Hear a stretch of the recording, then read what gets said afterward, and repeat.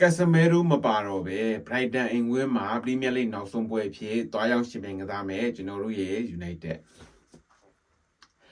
မင်္ဂလာပါဒီရက်ကြရီကြိုဆိုပါတယ်ဒီဗီဒီယိုလေးကတော့ Premier League နောက်ဆုံးပွဲအဖြစ်ရှင်ပြိုင်ကစားကြမယ် Brighton နဲ့ United တို့ပွဲလေးကိုပွဲကြိုးနေတာဖြစ်ပါတယ်ဒီပွဲမှာတော့ Brighton အိမ်ဝင်းမှာသွားရောက်ရှင်ပြိုင်ကစားမှာဖြစ်ပါတယ်တစ်ချိန်နဲ့တစ်ပြိုင်နဲ့မြန်မာစံတော်ချိန်9နာရီခွဲတီတီမှာရှင်ပြိုင်ကစားကြမှာဖြစ်ပါတယ်Brighton ကတော့သူ့အတွက်ချန်ပီယံလိဝင်ခွင့်အတွက်အရေးပါနေတဲ့ပွဲပေါ့ဗျာသူကအခုအဆင့်ခွန်မှာဘုံမောက်ရဲ့အောက်3မှတ်အကွာမှာရပ်တည်နေရပဲဖြစ်ပါတယ်သူက53မှတ်နဲ့ဘုံမောက်က56မှတ်နဲ့အဆင့်6မှာရပ်တည်နေပြီးတော့ Brighton ဟာ53မှတ်နဲ့အဆင့်ခွန်မှာရပ်တည်နေပဲဖြစ်ပါတယ်သူကဒီပွဲကိုနိုင်မယ်ဘုံမောက်ကရှုံးမယ်ဆိုရင်တော့ Aston Villaယူရိုပါလိရထားတဲ့အတွက်ချန်ပီယံလိဝင်ခွင့်600ရမယ်ဆိုလို့ရှိရင်ဘုံမောင်းနဲ့ Brighton ဟာအခွင့်အရေးရှိနေရဖြစ်ပါတယ်ဒါကြောင့်မလို့ Brighton လည်းမဖြစ်မနေနိုင်ကစားမှာဖြစ်ပါတယ်ကျွန်တော် United ကတော့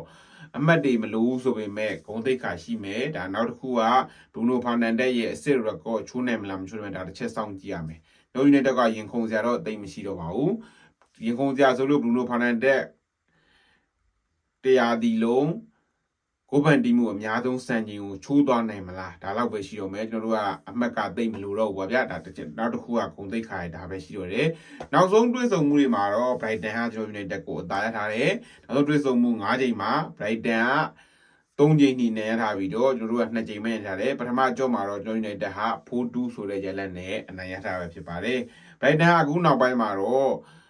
နောက်ဆုံး9ပွဲကစားထားတဲ့ပွဲမှာတော့2ပွဲနိုင်2ပွဲရှုံး1ပွဲသေးပေါ့လေ Brighton အခြေအနေမကောင်းမဆိုးပေါ့ကျွန်တော် United ကတော့နောက်ဆုံးကစားထားတဲ့9ပွဲမှာ4ပွဲနိုင်1ပွဲသေးဆိုတဲ့ရလဒ်နဲ့အနိုင်ရရှိထားတာပဲဖြစ်ပါတယ်ဒီပွဲမှာကျွန်တော်တို့က PR ကင်းနဲ့ Bruno Fernandes ကိုဖန်တီမှုရအောင်ပဲရှင်ပြန်ကစားသွားရမယ်ဒါပေမဲ့တခြားတစ်ဖက်မှာတော့မတူဘူး Brighton အတွက်ကကြတော့သူကမဖြစ်မနေနိုင်အောင်ကစားရမယ်ကိုရတဲ့လောက်သွင်းရမယ်သူအတွက်ချန်ပီယံလိဝင်ခွင့်အတွက်အခွင့်အရေးလေးကလည်းရှိနေတာဖြစ်တဲ့အတွက်ကြောင့်မလို့ဒီပွဲကလည်းဘယ်လိုပဲဖြစ်ဖြစ်ကြည့်ကောင်းကြအောင်ပဲလို့ထင်ပါတယ်ကျွန်တော်ကတော့ United အသင်းကဘယ်လိုပဲဖြစ်ဖြစ်သေကစားသွားမယ်အနိုင်ကစားသွားအောင်မယ်လို့ပဲထင်တယ် Casemiro မပါဘူးဆိုတော့သူလူငယ်တွေကိုစမ်းပြီးတော့ထည့်သွားမလားလူငယ်တွေနဲ့ပဲဘယ်လိုလုပ်ပြမလဲဒါပဲတစ်ချက်စောင့်ကြည့်ရမယ် United ကတော့အရှုံးခံလိမ့်မယ်လို့တော့မထင်ဘူးပေါ့ဗျာကျွန်တော်တို့တည်ရည်နဲ့အနိုင်ဒီလိုလေးတော့မှန်းထားတယ် Brighton ကတော့မဖြစ်မနေအနိုင်ကမ်းမယ်ဒီပွဲကလည်း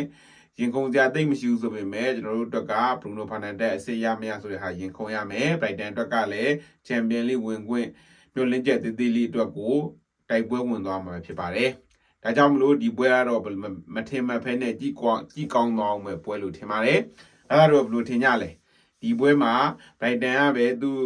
မျှော်လင့်ချက်အတွက်အနိုင်ရအောင်ကစားသွားနိုင်မလားကျွန်တော် United ကပဲအနိုင်ကစားသွားနိုင်မလား Bruno Fernandes ကရော